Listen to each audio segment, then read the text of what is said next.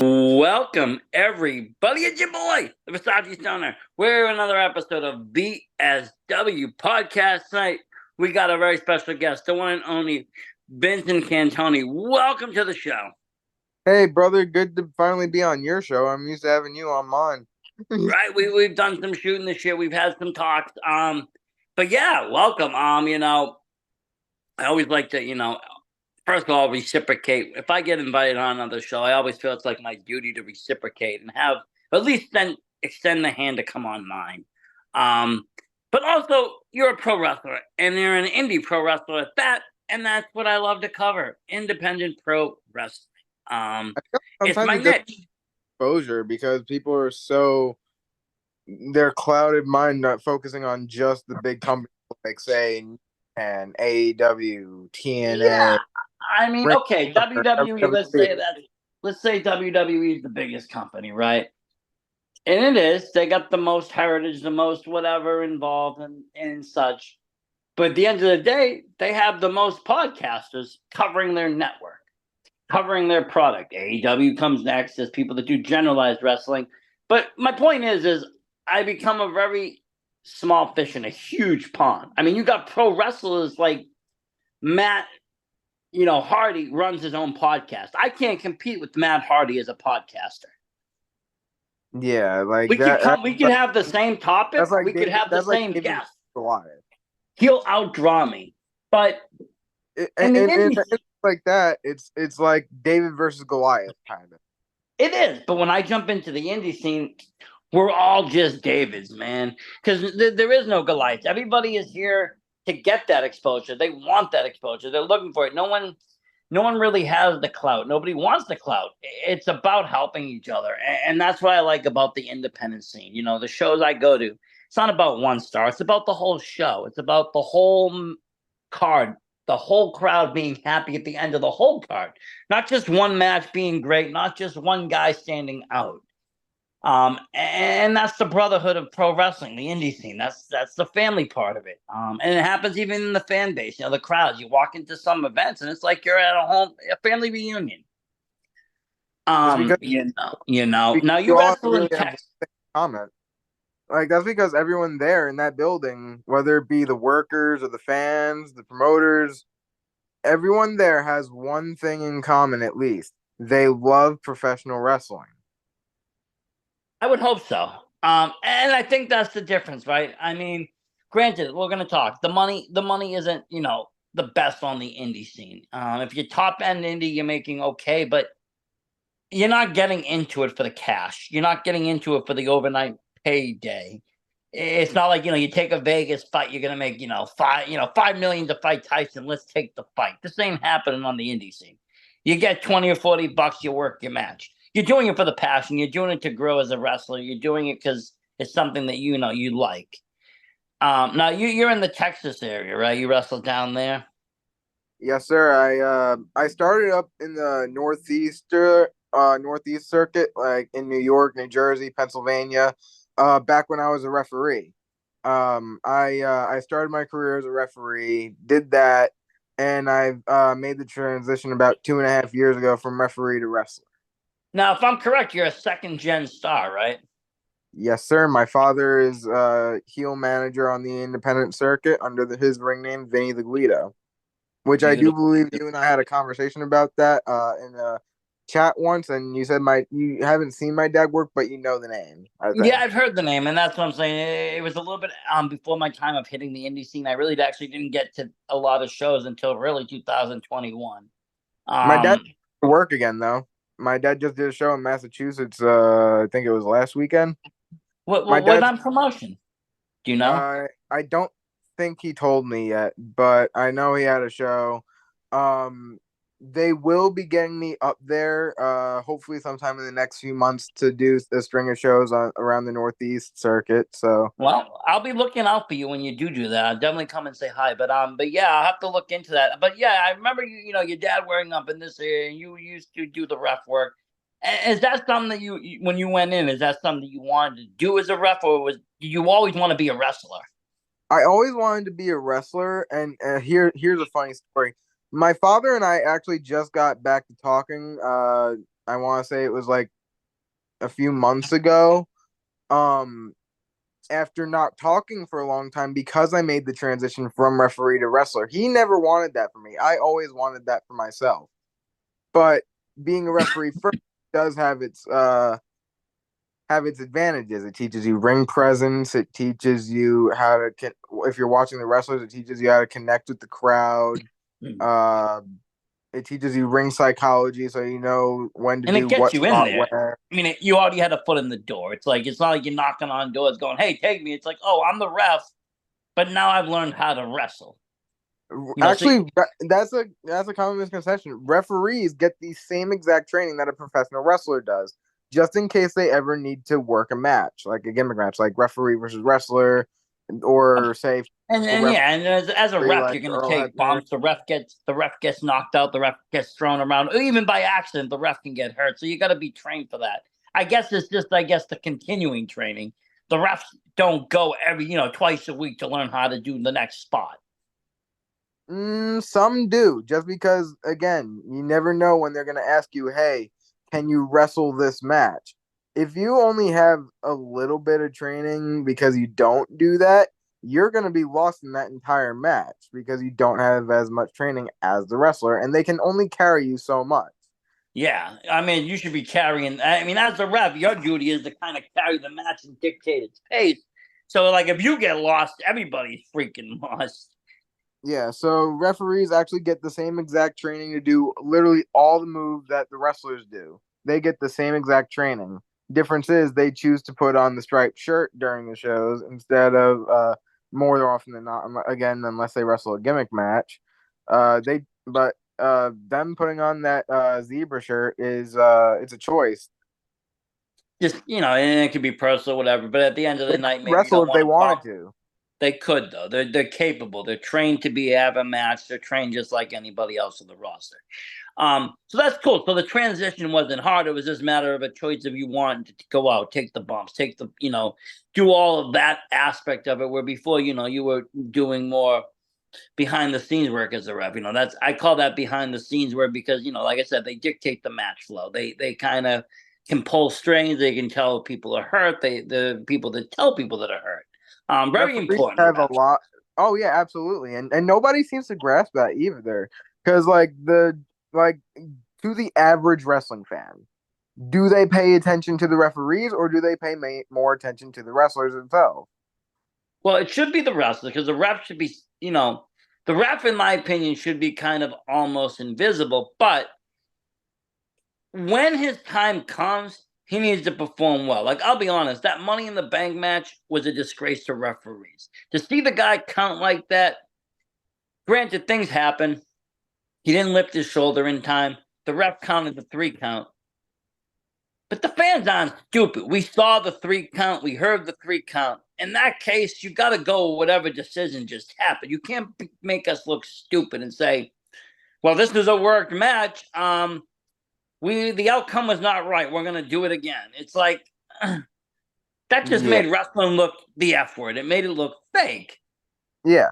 But like my thing is with being a referee the way I was trained, yeah, we're supposed to be kind of invisible, but we need to make our presence known at the same time. Be vocal, admonish the wrestlers. And when you're communicating like communicating like, "Hey, are you okay?" When you're actually checking on them, you need to be very discreet. Yeah, yeah. I mean, obviously, you don't want the fans to be able to, and now especially where people are filming almost everything, to be able to start hearing and catching you talk and the wrestlers talk. Nobody wants that. And once in a while, it happens, obviously, because you get you get real close. You can get really close to some matches, front row, and if you're watching, obviously, you know what you're looking for. But it's to the average fan, they don't really look again at that. They're looking at the spot, then they turn around over here. They're not really looking at the match flow. They don't really dissect the match like I might look at a match, or as a wrestler would even look at a match. A wrestler watching his own match is going to dissect it totally different than a fan. Um, but Especially but because the fans yeah, aren't really trained because us wrestlers we know what we're looking for. like we could tell you, okay, so this is the shine, this is the heat, this is the the, the hope, this is the cutoff, this is the comeback, this is the if the heel's going over, this is the second cutoff, and this is the finish, or if the face is going, this is the comeback and the finish. Like we could pick that all together, and And because you can and do it all especially to our throughout the whole fans, match. a fan would not know those terms. They would unless they really watch this and go behind the scenes. They wouldn't know what the spots are called. They wouldn't know what the spot should look like, how it should turn out. Um, all they know is that they're really watching wrestling and that they're doing moves, and this guy's winning at this time, this guy's winning at this time. Yeah, I mean, recent, in years, the words heels and face came out, and then, we got other spot names and botches, and people say, "Oh, bring it home," and this and that. But it's almost at some point like a Connie language where, like, unless you're an insider, you don't know what the fuck's going on. Yeah, And it should be in some extent. If you're a magician, you're not going to go and explain every trick to your, crowd. That would ruin it. And the same thing with wrestling. It doesn't yeah. need to be that way. I like keeping that magic alive. We've talked about the kayfabe.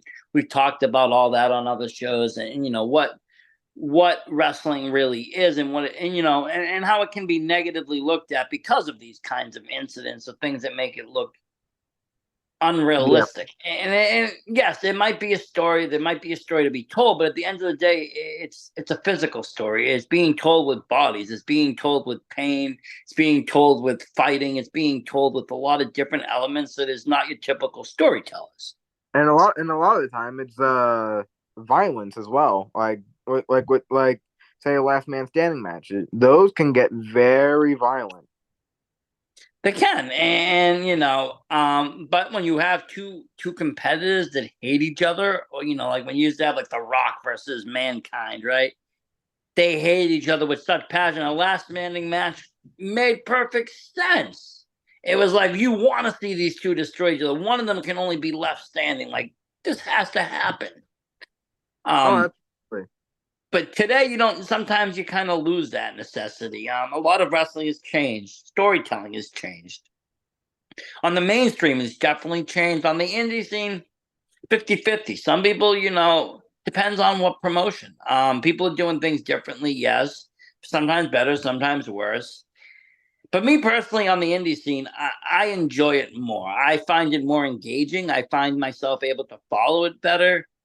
And it could be like 10 different promotions, but I'm able to follow each promotion better than I am to just follow WWE program. And the other thing is I don't fall asleep.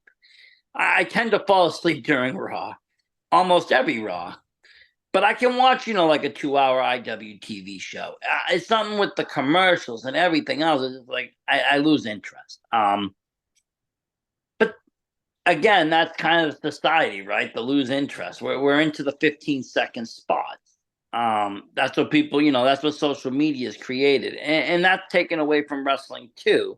I mean, I don't know if you know that, down in Texas, if they do things same in Mass, but you have a lot of great wrestlers, and then you have people that are out there for social media, points. They think they're gonna grow successful overnight with social media, so they're gonna do some crazy ass spots, and we're gonna get eyes and ears, and they're gonna take off. They're gonna be the next superhuman or the next freaking whatever. And it's like I feel like a those are lot the of the people time that I feel like the next Logan Paul.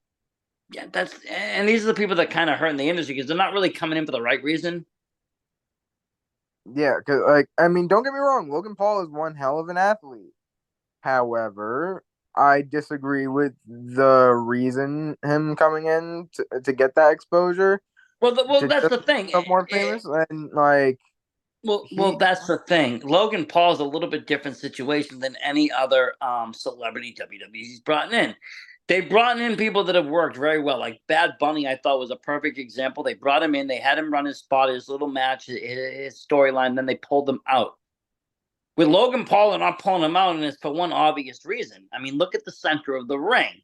Every ring is a big ass Prime bottle. He's a major sponsor. He's kicking major cash up to WWE, and he's paying for his spot to run a championship that he doesn't even defend. yeah.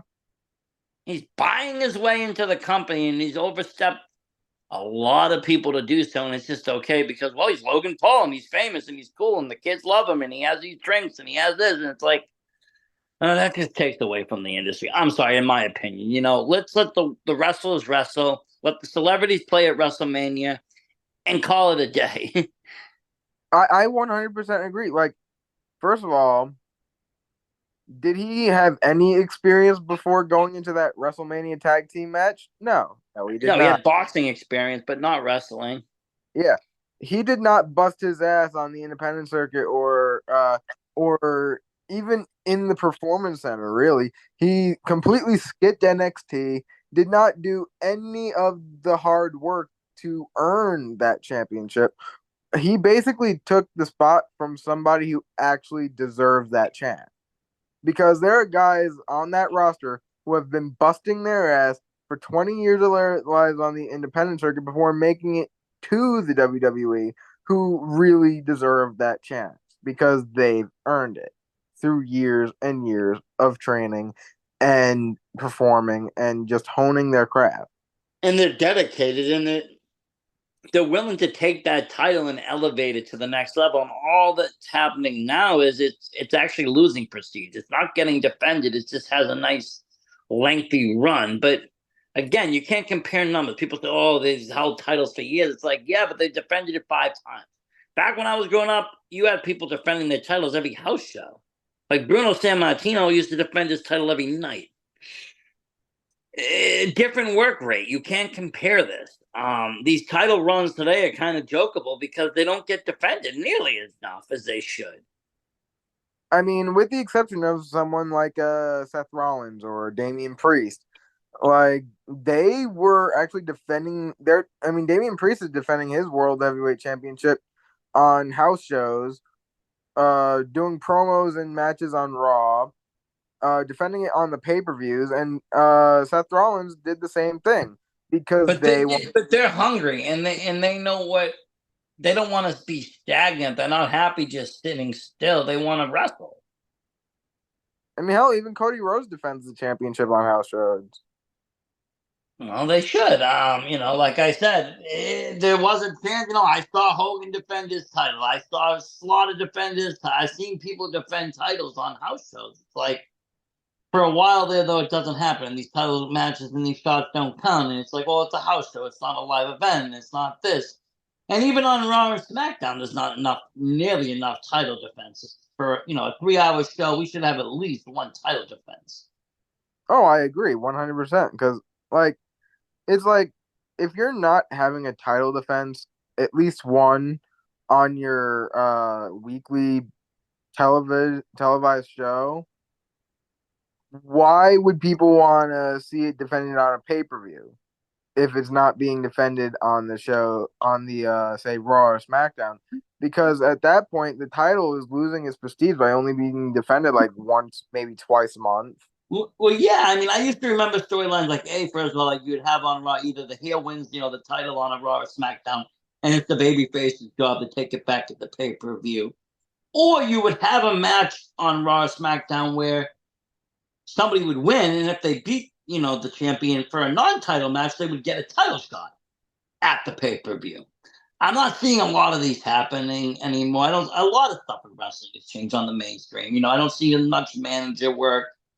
I don't see as much as what I grew up with, and that's fine. Wrestling has changed, and that's why I kind of gear again towards the independent scene because a lot of it is what I'm used to. I see great manager work. We got some of the greatest managers up here. Sydney Bacabella did an amazing job last week in getting the crowd riled up, getting fans out of their seat. Almost taking a punch to the face with some of the stuff he said. But knowing when to shut it down, when to cut it off, when is too much heat, and that's the craft. And a lot of that is gone in pro wrestling on TV because the managers aren't there. You just got like Paul Heyman and a few other people running around. But it's not like it used to be. You used to have the Heenan family and Mr. Fuji and Jimmy Hart over here and the Grand Wizard over there. That's all gone. Those days are done. Not to mention Mr. Hughes, Slick, Brother Love. Yeah, I mean the names go on of what the managers that were there and the characters that they were. And then there's Um, women like Luna Vachon, Woman. No, Miss Sensational Sherry, Miss Elizabeth, they were great. China was amazing. All of them. They made the wrestlers that they brought out to stage. Honestly, like Macho Man wouldn't be as successful without Miss Elizabeth. Probably Bret Hart and the Hart Foundation wouldn't have been so successful in the early days without Jimmy Hart. Bobby the Brain drew for freaking Andre and drew for King Kong Bundy and brought these people in like the monsters that they were supposed to look like. They helped drive the story. But let me Even ask you now. Bobby the So, Brain's commentary work, his commentary work was great too. Like he would, oh, I love Bobby's commentary. Right? He's he, probably my he, favorite. he Him and Gorilla Monsoon is my favorite duo. oh, absolutely. And like, cause and he was doing both at the same time. When he wasn't commentating, he was managing, and then he would go right back to commentary until he had to manage again. And even before that, I think he was doing wrestling. He wrestled like Ultimate Warrior when he like put him in the weasel costume. Yep, he did that too.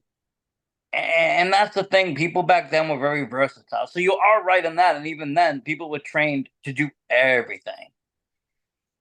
Managers could wrestle, wrestlers could, ref could wrestle. People could do very versatile jobs, especially when you got a smaller crew. It's very important because one night you might, oh, we need a ref. Well, here you go, jump in. It's helpful. Now let me ask you, you were roughing up here. Did you start wrestling up here, or did you start wrestling when you got to Texas? I started wrestling when I got to Texas, and here's the reason for that. One, I'm a grown man now, so I can make my own decisions without having to ask my father permission. Because, like I said before, my father never wanted me to wrestle. He only wanted me to stay a referee for my own safety, which I understand from a parenting point of view. However, that's not what I see for myself. And No, and being he, in the same he area and did him being eventually, first. yeah, he did eventually come to terms with the fact that I'm wrestling now, and has even opened his mind up to the possibility of managing me eventually. Um, but uh, that's the reason why my dad and I didn't talk for months, and just a few months ago, is because I made the transition from referee to wrestler. And I could see that too. I got a son. Now, granted, I want him to be a pro wrestler. I really do. I think it's safer for him to pro wrestle than to play football if he does it right. I think it's safer for him to wrestle than do a lot of things if it's done right. And it's also something that's a great outlet. He also does some martial arts and taekwondo and some other things. But it's also, even just going into the gym and getting yourself ready to wrestle is an experience and stuff. I always remember, like, when I used to amateur box, I love the gym work and getting my body in shape for the fight just as much as I like the fight because you're transforming yourself, you're becoming a better you, you're clearing your mind, you're getting focused. There's so much stuff going on. It's a lot. It's a nice journey. um so you decided, why Texas of all places? Any reason? I moved here to be with my wife, who you've met Okay. before. Okay, That I get that that. was So my you reason for moving here, to be with her And full then once time. you got down there, you started to look around. Now, granted, you're in a very rich wrestling community. Texas is like the Northeast. You had the Von Erichs running that place at one point, so you got a lot of wrestling history and heritage in Texas.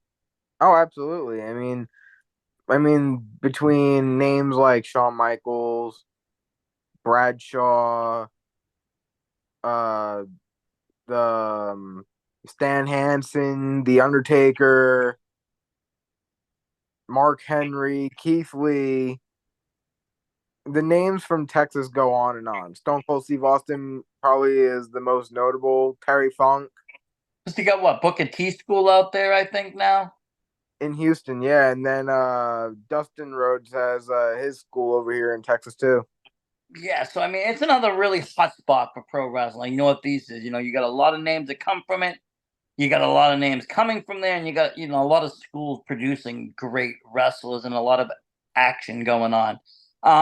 Let me ask them: Is it? I always forget. Is Texas? Do you need to have like a license to wrestle down there? No, sir, we are a no athletic commission state. Okay, so it's not like Oklahoma then, because I heard Oklahoma is tough out there. Oklahoma is. Kentucky's really hard too. Um, their athletic commissions are two of the most strict athletic commissions in the country.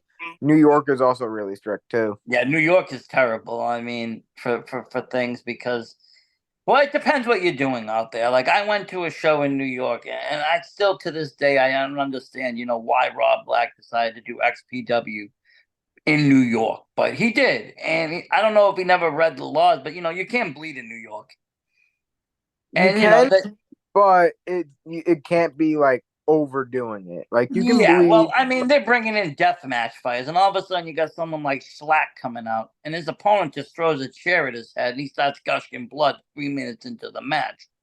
But just the guy comes right in and just shuts the match down. It's over. It's done.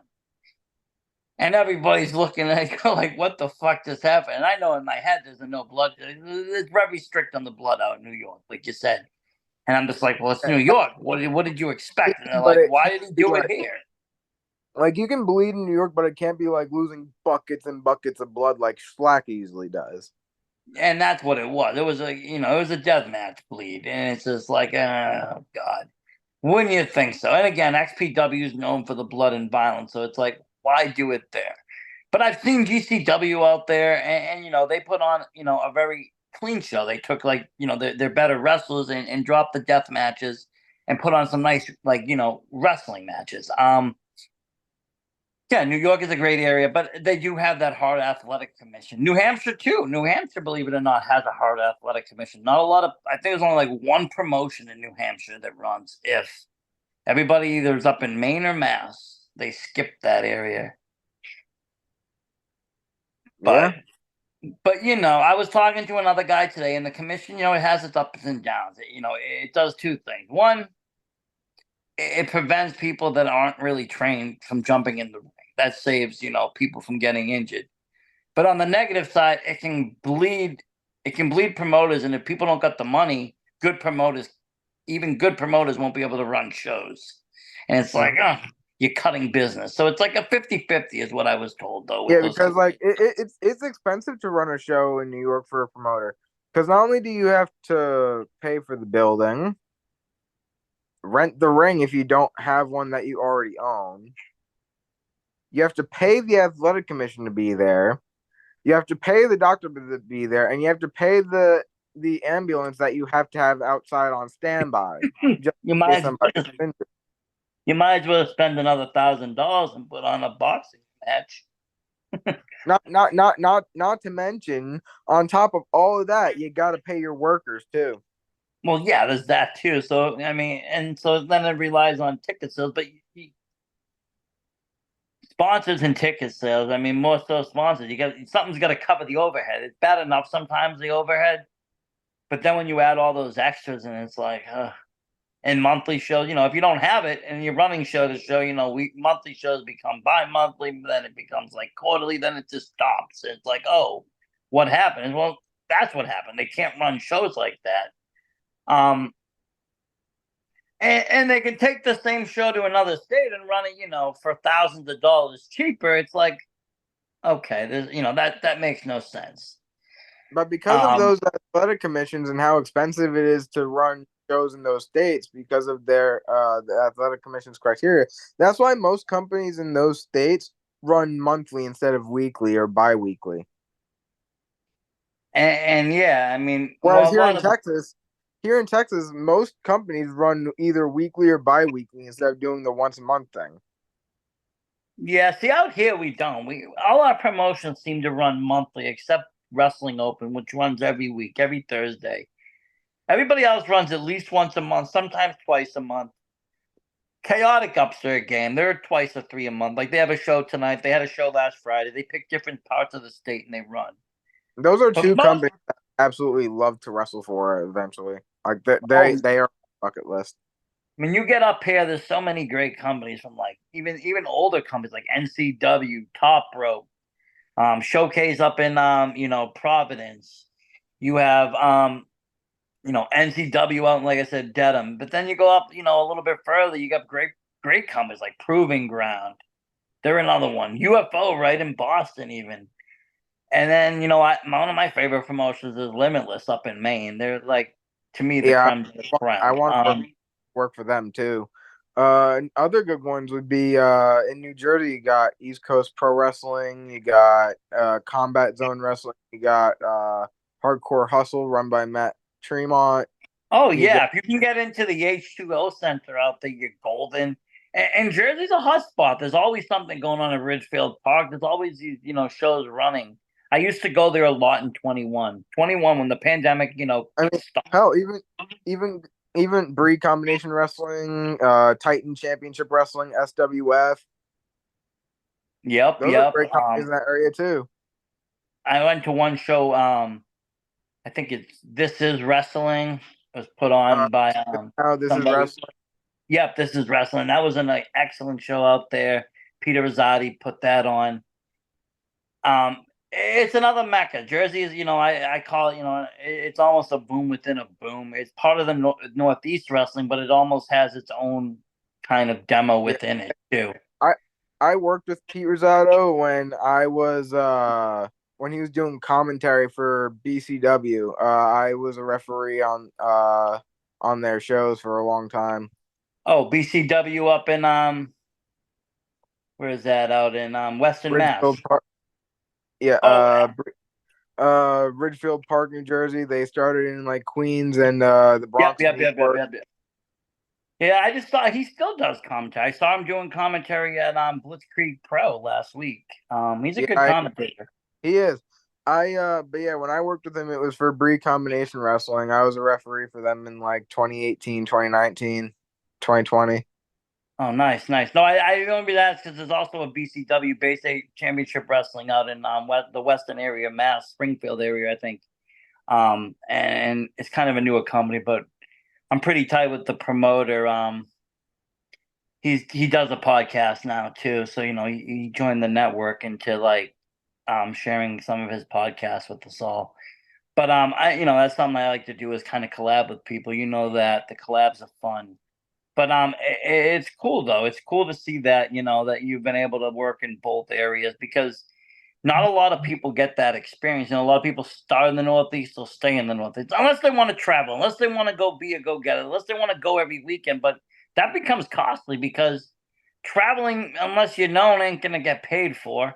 And sometimes what the pay isn't worth what it is to get there. So it's like, what do you do? But you're living down this. You get to experience this whole new area, this whole new territory, without having to really leave home again.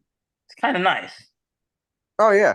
Now I do want more traveling bookings too, though. Like I would like to go basically any state I can wrestle, any country I could wrestle in. I want to wrestle everywhere. It's the only real way to really make a name for yourself. Because if you don't travel and make a name for yourself, you're not going to create as much buzz for yourself, other than in your general area. Like if you want to get noticed by say AEW, WWE, and any of the major promotions, a lot of the time is because you have to travel to like every state or every country that you can wrestle in. And that's the thing. They want to see people that have a good work rate because at the end of the day, WWE has an insane work rate. People are working 365 days a year if they need be. If you're not cut out for it, you're going to get left behind, or you're not worth the investment. Um, but they also want to see that people are serious about it. To travel like that, it means you're serious about pro wrestling. You're serious about yourself. Like you said, you're marketing yourself. Every territory, state, every country you go to, you're bringing your name, your brand with you. You're pushing, you're selling merch. You're getting out there in the fans. You're meeting new people. You're making new contacts. You're talking to promoters. You're talking to this. You do that enough plays, all of a sudden you're a household name across the board. And people are like, okay, who's this guy now? And that's when they step in and start looking. There's nothing wrong with that. Some people, though, don't want that. Some people want to just stay home, town hero, and run their show and still enjoy wrestling. And that's fine, too. No one's saying, like, there's no standard in what a pro wrestler has to do. You don't have to go to the WWE. You don't have to go to the mainstream. You can stay on the indie scene for the rest of your life or not. You can, make it your goal to be in WWE within a year and make it. Now, me personally, My goal has always been to wrestle for like an AEW, a WWE, a TNA, Ring of Honor, and all the major promotions. That has always been my goal, whichever one would sign me. However, if I never do reach that goal, I'm also really fine with the career I do have here on the Indies because I love independent wrestling. Do I want to be here forever? In a way, yes. But do I also want to go to the larger promotions? Yeah. I'm at Yeah. the point where I just love wrestling enough. As long as I'm wrestling, I'm good. It doesn't matter if I'm signed or not. That is the goal, but if it doesn't happen, I'm okay with that. But If then that you see these guys that go to the they're wrestlers on the indie scene. They're making the name. They're sounding just the way you're sounding now. They get signed, right? They go and um something doesn't work out. Something doesn't happen, and they end up having to leave, or they get fired. I hate to say the word, but they get fired from it. But they come back, but you can tell these people, they aren't quitting. They come back to the indie scene and start running wild. They like look at Dijak right now. He let go, and the next night he was at Blitzkrieg Pro, ready to wrestle, ready to roll, ready to go. that's because when he was released, his his no compete was waived. It was, but what I'm saying is he still had the desire. He still had the passion. It's not like you just quit. You'll see people that have been in WWE for years. They'll retire. Even people like Tatanka, right? He's well retired, but now he still does the indie scene once in a while. People that are in wrestling, they're in wrestling for life. Greg the Hammer Valentine even still works occasionally. Greg does. Jimmy Hart, Demolition, if they can. They were doing it for a little bit. I don't know if they just do signings now. But that's what I'm saying. Like once you get in that, you're there. And like even if it's the indie scene after the fact, it's like you want to perform one last time. You want that. Oh, absolutely. It I mean, becomes part of, you're who you are. and with me, the way I am, me being a second generation, I grew up around this. So it's just second nature. Yeah, I mean, you grew up watching your dad wrestle. I take it. You went to matches. You got to see this stuff. You got to maybe even go in the locker room at time. You got to meet people. You had a little bit of an advantage in that aspect of it. You got to see what the industry was kind of like, or at least know somebody really close in it, which is awesome. You And know, no, um, some closest friends were actually my dad's friends first, like Prince Nana in Ring of Honor. He's a good friend of my he's a good friend of mine, he's a good friend of my dad. I met him when my dad was bringing me to Ring of Honor shows because we would get comp tickets and backstage passes as a kid. I mean, that's awesome. That's cool. That's great. I I mean, really, as a like I said, I was there for that ladder match in New York City between El Generico and Kevin Steen for the Ring of Honor World Championship. I wow. was there as a kid and I was backstage. I tell you though, I miss Kevin Steen because whatever they did with KO, it ain't the same. I feel like they never treated KO right. Maybe a little bit in NXT, but it was nothing like what Kevin Steen was. Oh, absolutely. He was hungry on that. He was a savage, but they kind of watered it all down. They gave him a little comic stunt. That's one thing I don't really like about WWE in general is a lot of my friends or people that I've watched in the indies and stuff when they get over there, they take away basically everything that I liked about him and they make him, some kind of watered down generic version. It's just like Yeah, cringy. I mean, I don't how like look it. at what they did to Leo Rush when he was there. They don't know how to handle a lot of people, even people like AJ Styles. He hasn't had really great matches. He's had some good ones, but not great. Him versus Nakamura should have been match of the century, and it just fell flat. And it's like you Hmm. had all the money in the world to do it, but yet you don't know how to book it properly. And I don't know why. I don't know where the disconnect is. But But his and, matches in TNA, Ring of Honor, New Japan were all great. I mean, hell, put his and that's matches what I'm against saying. We were Wrestle waiting for that, alone and it's again. like this should have been so much better because it's so much more money behind it. It's like, no, not really. And it's like you not know how to use these people correctly. And that's where it goes back. Sometimes, the less power, the less control, the less scripting. It makes for better wrestling. It makes for better matches. It makes for better storytelling. Yeah, I mean, especially when the wrestlers have full creative control of their gimmicks and what they're gonna say when they're on the microphone and take the story where they need it to go. I mean, it comes out a lot better.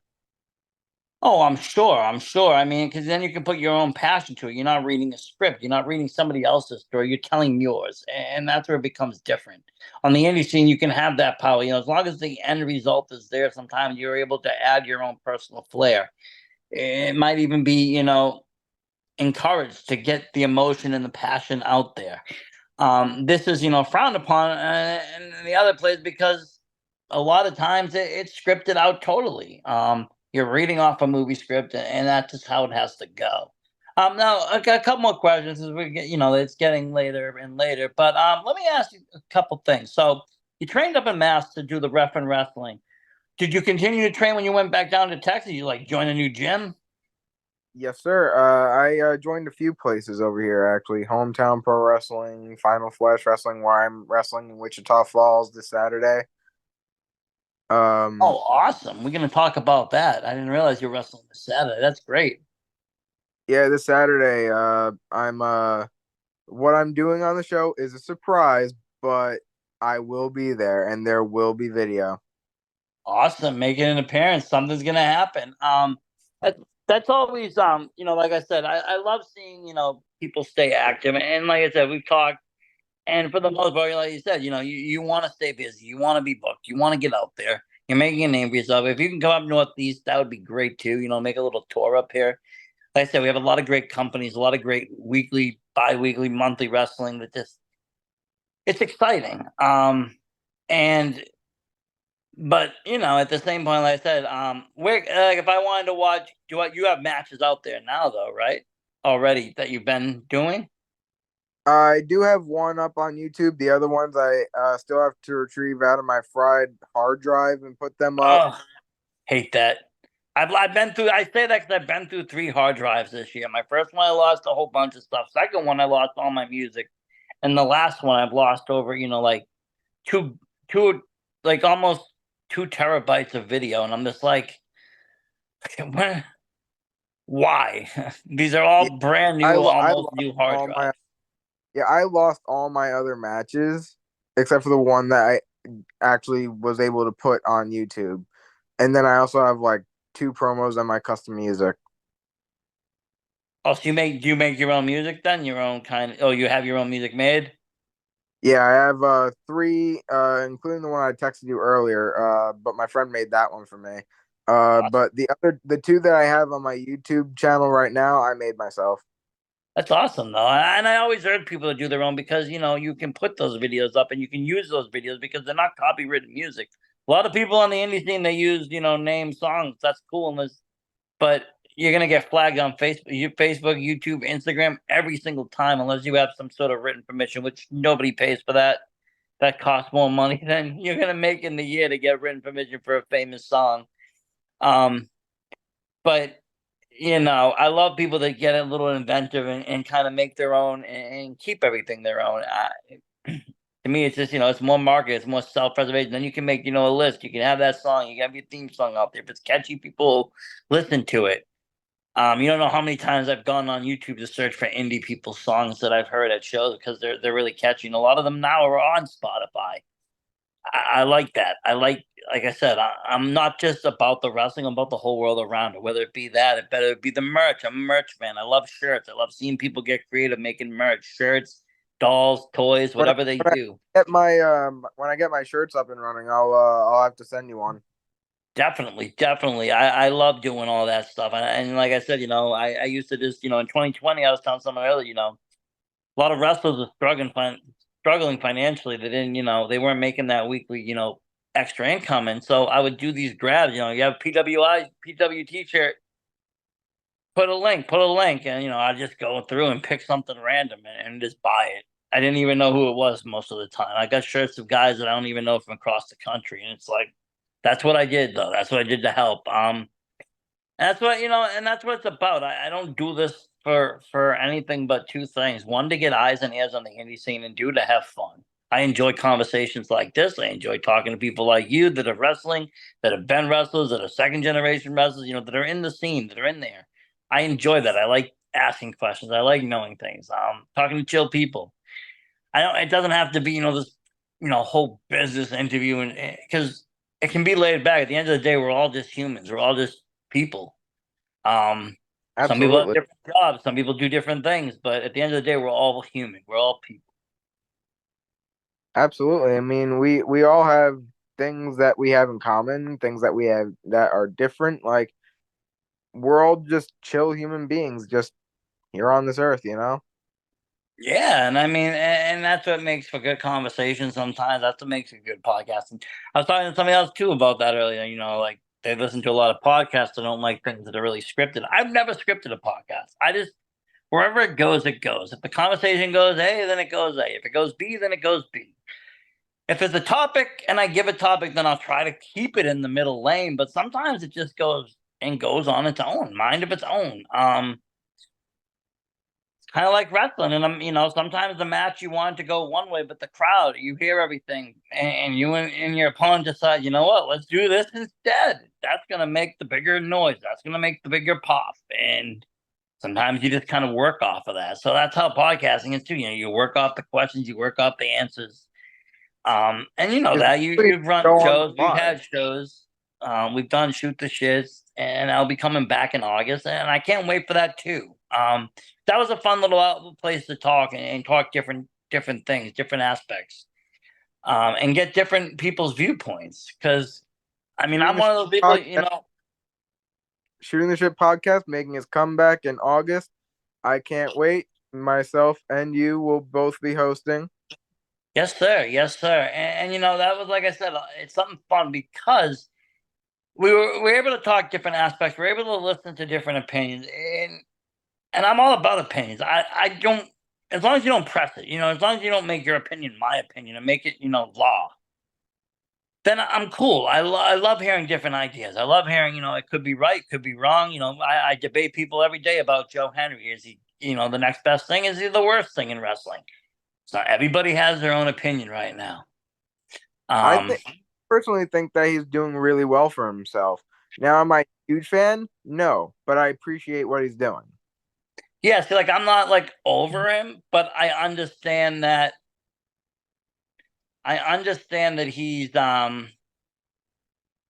you know, he's over. He's in a spot that he's in a great spot, really. He doesn't have to do much. He's in like that Orange Cassidy zone where OC could just appear and make magic happen. And it's not that Joe Henry is not capable to wrestle. He's probably a really good technical wrestler, really good wrestler. I've seen a lot of his matches overseas and things he's done. But for the character he's playing right now, he doesn't need to be all that. He just needs to just basically appear.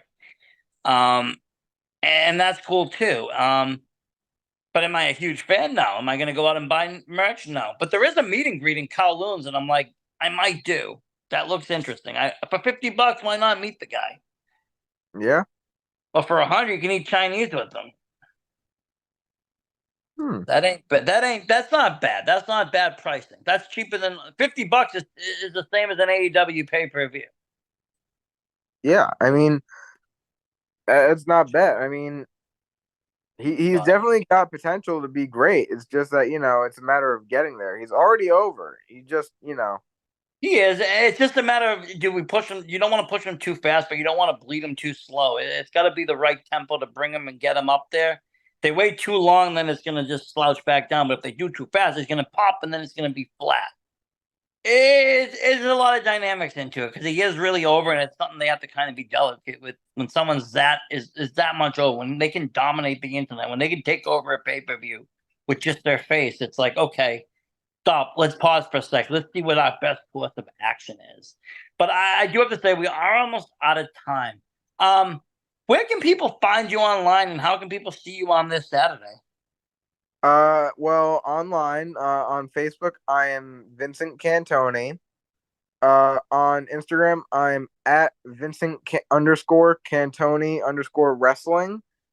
On X, I am at Vin Cantoni. And as far as this Saturday goes, we will be at the event center in Sykes Central Mall in Wichita Falls, Texas. That's 3111. Uh, One second, let me double check that address. I don't want to get it wrong, you know. Yeah, don't, It don't send people to the wrong place. Yeah, that would be bad. It is at,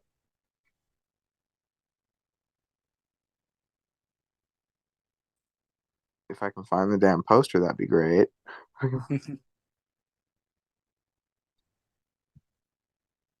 Here it is. It is at 3111 Midwestern Parkway in Wichita Falls, Texas. Area Okay. zip code 76308. Awesome. Awesome. And I'm gonna be looking on your social media. You said there's gonna be some video. I'm gonna have to see what you have up your sleeve for that Saturday. Yeah. Absolutely. I Uh, Once I get all the footage, I will have it posted. I'll be honest. You're like my second guest this week that came from Texas. I gotta start watching more Texas wrestling. You gotta start sending me some links and some good shows to watch. I need good Oh well, promotions out there. and if you ever find yourself going on vacation in Texas, I'll bring you to a show or two. I'm not allowed in Texas. I'll get arrested just for my smell of my weed on me. Well, actually, if you're from out of state, they actually don't really penalize you for it because if they see your ID and you're from a state where it's legal, they will not really do anything to you as long as you're not a As long as Texas I'm not like pushing weight. If I have I'm hitting my vape, they're not going to arrest me. But if I start, moving pounds, obviously I'm going away. Okay, that's good Yeah, to know. That makes me feel a little bit safer then. That I could visit because I don't like traveling. Sometimes I get anxiety and stress, and I don't want to get sick, and I can't bring my weed in certain states. And I'm like, eh. But that's good to know that I could, drive down there or whatever, and maybe I will take. I went there once when I was a younger kid. My family used to live out in Corpus Christi, and we used to go down there. But again, Texas is something that I watch, and like I said, it's part of wrestling. The Von Erichs, all of that, it's all heritage and what makes pro wrestling today. I thank you very much for coming on, and I can't wait to start shooting the shit again in August with you. But thanks again. It's been an honor. anytime, brother. And I would love to come on your show more often, definitely too. I mean, I love it here. Yeah, anytime, anytime. You're welcome. You got a show coming up. You got something you want to talk about. You're more than welcome. To come on my platform. We can talk about it. Thank you again, and thank you Anytime, everybody brother. at home. And as always, please support indie wrestling. Versace Stoner out.